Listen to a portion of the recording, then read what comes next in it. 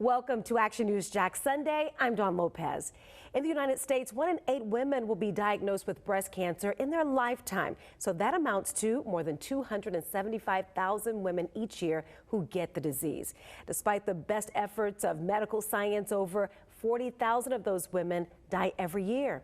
Joining me right now this morning to talk about efforts to change these statistics is Inger Garrity and husband with the American Cancer Society. Good morning to you both. Good morning. How are you? I am well, thank you. Doing well. Inger, October is Breast Cancer Awareness Month.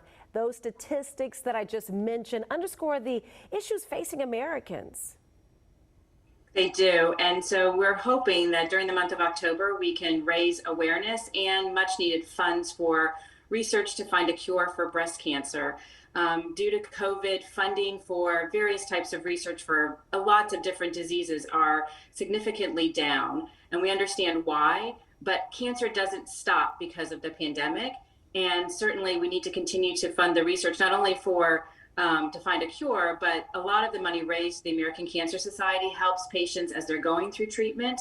It also helps support their families as they're going through it. So we're hoping during the month of October, it's all about raising money, education, prevention, and obviously to build a community around this. A lot of women and their families need the support as they're going through treatment.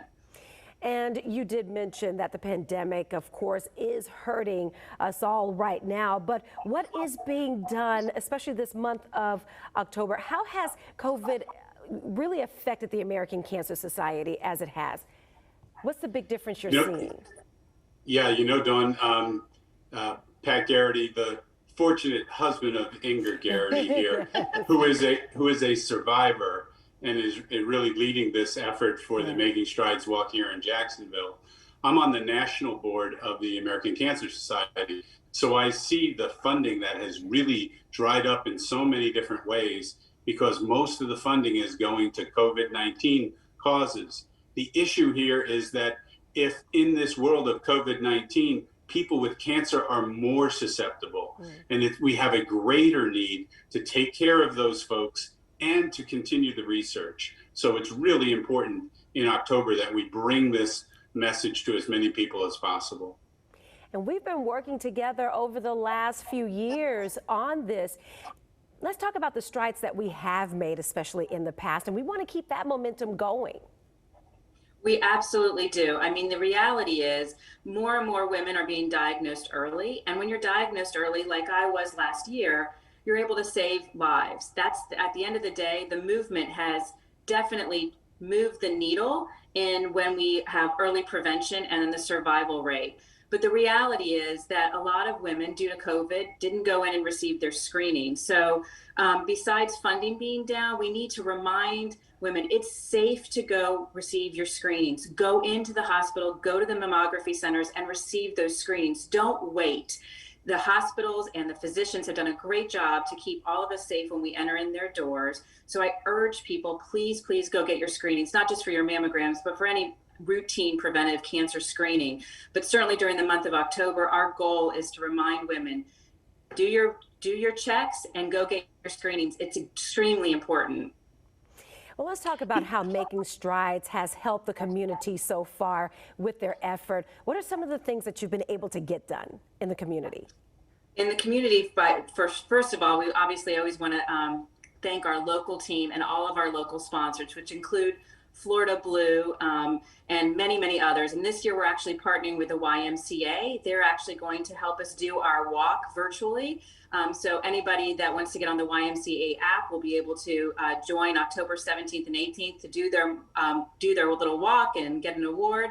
But locally, what we've been able to do is obviously support women and their families financially, as well as from just counseling perspective. There's a telephone number that women can call to speak to somebody to help them guide them through their journey. And I think all of those little things, it's a community that helps you get through it. I know when I was diagnosed, I never expected to be on this side. I was very involved because of so many friends that had been impacted. But then when you hear the words, it's cancer, it changes everything.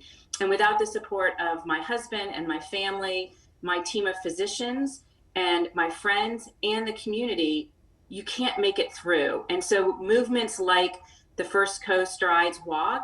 Those are the things that help women know that they're not alone. They're not alone in this journey. And the story is hard to tell. I have struggled to tell my story up until now. And so because it's personal and it's scary, but you're not alone. And that's what this movement does. You know, Dawn, from a Florida Blue perspective, we're involved because we know there's awareness that gets raised. We know there's education that gets raised. And we also know that we honor the survivors. We lift them up. We lift up their families, the caregivers who are supporting those survivors. And that's a meaningful set of activities for our community. We also know that our dollars go to support research so we can start to eliminate breast cancer in our lifetime. And all of those reasons make this a very meaningful activity and very meaningful cause for all of us to be involved in. Absolutely. So let's talk about how this year will be different. What can folks look forward to on the 17th and 18th? Well, as much as we would like to be together and hug each other and lift each other up in person, we know that's not safe. And so we've moved to a virtual event. So for the weekend of October 17th and 18th, anybody that's interested in registering can get onto the YMCA app. And we'd love for people to get outside where it's safe and be able to social distance in their community, post selfies of themselves.